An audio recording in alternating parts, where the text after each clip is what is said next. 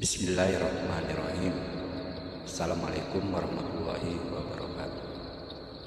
Buat semua sahabat saudaraku di media sosial, saya akan menyampaikan suatu ketentuan terakhir dari Yang Maha Kuasa, yaitu ilmu pelindung kehidupan. Nah, ilmu pelindung kehidupan bukan organisasi, bukan paguyuban, bukan perdukunan, bukan juga aliran sesat, bukan juga agama baru. Ilmu pelindung kehidupan ini ilmu ketentuan terakhir dari Yang Maha Kuasa, dalam arti subhanahu bil amin, kekuatan yang benar, ilmu yang benar mengandung kekuatan. Nah, ilmu pelindung kehidupan ini adalah ilmu hak untuk semua manusia tanpa terkecuali. Agama apapun, suku apapun, ras bangsa berhak dengan ilmu pelindung kehidupan ini. Karena ilmu pelindung kehidupan ini ilmunya ada pada akal pikiran.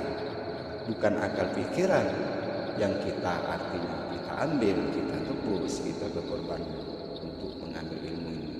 Tapi yang kita yakini di sini artinya kekuatan akal pikiran itu sendiri.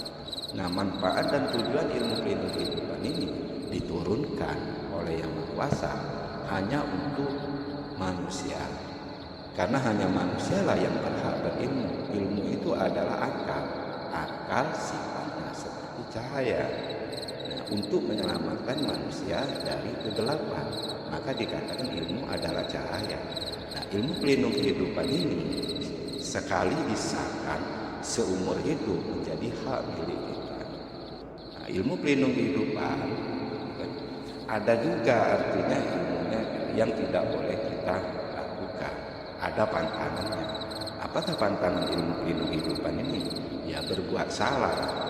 Apapun yang kita kerjakan berbuat salah, ilmunya tidak berfungsi, tapi dia tidak hilang, tidak luntur selagi manusia tadi masih hidup. Nah, ilmu pelindung kehidupan diterima oleh beliau artinya sebagai manusia ketentuan. Di situ ada di Batu Raja yang kita artinya dipanggil Bapak, kan? Bapak Surman Effendi bin Muhammadiyah, gelarnya Subhana bil Amin. Nah, ilmu ini bukan hanya untuk beliau, tapi ilmu ini benar-benar ilmu ketentuan terakhir dari Yang Maha Kuasa untuk semua manusia. Manfaat tujuannya tidak ada lain untuk menyelamatkan manusia dari pengaruh kekalahan jin, setan, iblis yang selama ini menutup akal pikiran manusia. Maka dikatakan ilmu pelindung kehidupan ketentuan terakhir dari Yang Maha Kuasa. Tidak ada lagi ketentuan yang akan gugur. Karena setiap ketentuan selalu berpasang-pasangan. Artinya ketika ada kanan, ada yang kiri, ada jahat, ada yang baik, ada atas, ada bawah. Itu kan ada laki-laki, ada perempuan, ada langit, ada bumi, ada agama, ada ilmu. Lengkap sudah ketentuan Yang Maha Kuasa diberikannya untuk semua artinya manusia. Nah, tinggal kembali lagi kepada keyakinan kita, keyakinan diri kita. Karena manusia tidak akan bisa lepas artinya dari kemelut hidup. Tanpa kembali ke pelindung kehidupan, maka kemelut hidup tadi sulit untuk terjawab. Karena yang bisa menjawab tadi adalah kekuatan. Kekuatan dari siapa? Kekuatan dari Sang Pencipta alam semesta tadi. Kekuatan dari Yang Maha Kuasa. Kalau kita minta tolong memohon kepada kekuatan jin, setan, iblis, kekuatan kodam, nah itu musyrik, sesat. Contoh mengatasnamakan ayat ini, ayat itu. Tapi di situ kan kita mintanya dengan keramat, minta dengan kuburan, minta dengan pohon-pohon ataupun apalah, menyembah batu segala macam kan.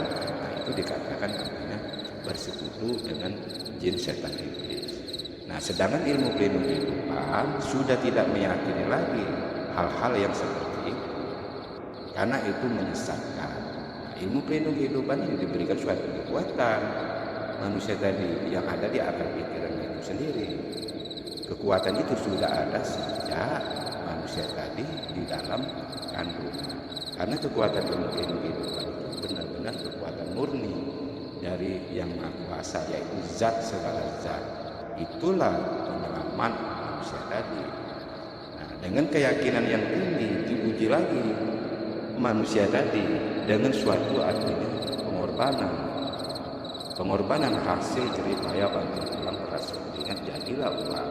Nah, kenapa sih ilmu kehidupan kok uang yang harus dikorbankan? Bukan seperti ilmu lain bertapa puasa 40 hari 40 malam kan di situ. Nah, sedangkan ilmu pelindung kehidupan ini hanya uang syarat ketentuannya. Nah, karena uang tadi sebenarnya itu hanya alat tukar yang sah, diciptakan manusia untuk manusia sebagai alat tukar, termasuk kita mau berbuat baik, kita mau selamat, kita manusia mau jahat atau berbuat salah, sarananya ketika itu tetap hanya nilai tukar yang sah, yaitu uang. Nah, manusia pelindung kehidupan sudah mengerti, sudah paham kenapa dia uang dikorbankan untuk mendapatkan suatu kekuatan murni dari Yang Maha Kuasa ini. Di situ kan, nah, rata-rata sudah paham. Ketika disahkan kekuatan ilmu pelindung kehidupan, maka keyakinannya sangat luar biasa. Tinggal bagaimana cara kita menjaga, merawat, menggunakan kekuatan tersebut supaya akal pikiran kita tidak dikendalikan lagi oleh yang namanya pengaruh uang tadi. Pengaruh uang yang sifatnya akan menutup akal pikiran tadi. Karena uang tadi sudah kita pahami sebagai alat tukar yang sah. Nah, ilmu pelindung kehidupan syarat ketentuannya, pengorbanannya hanya uang. Bukan mengorbankan sapi, bukan mengorbankan artinya kambing seperti ilmu-ilmu lain. Tidak, tapi ilmu hanya pengorbanannya syarat ketentuan uang. Nah, ilmu ini untuk manusia, semua manusia berhak, termasuk manusia tadi. Ya, agama apapun, suku apapun, dari negara manapun, karena yang namanya ketentuan dari Yang Maha Kuasa, semua manusia berhak. Tinggal bagaimana manusia tadi keyakinannya, keyakinan diri dia kepada Sang Pencipta alam semesta. Walaupun ilmu kehidupan ini hak untuk semua manusia, tapi tidak semua manusia akan meyakininya. Itulah yang dikatakan ketentuan. Ada yang yakin, ada yang tidak. Ada siang, ada malam. Ada yang berbuat benar, ada yang berbuat jahat. Nah, namun itu tetap saling membutuhkan.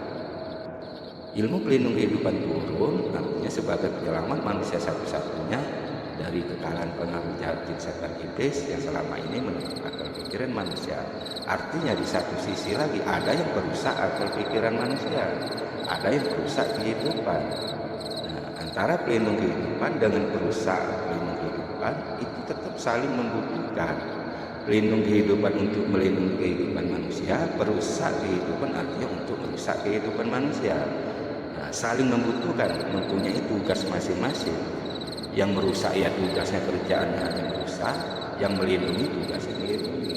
Nah, namun itu tetap saling membutuhkan. Itulah yang dikatakan ketentuan selalu berpasang-pasangan.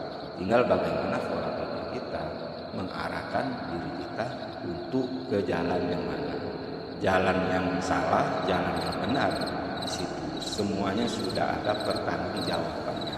Hukum tabur tuai, hukum sebab akibat sudah nyata, jelas ada. Karena itu salah satu ketentuan dari Sang Pencipta alam semesta. Semoga video ini dapat dipahami. Sama-sama kita berdoa, memohon kepada Yang Maha Kuasa Allah Subhanahu wa Ta'ala. Wassalamualaikum.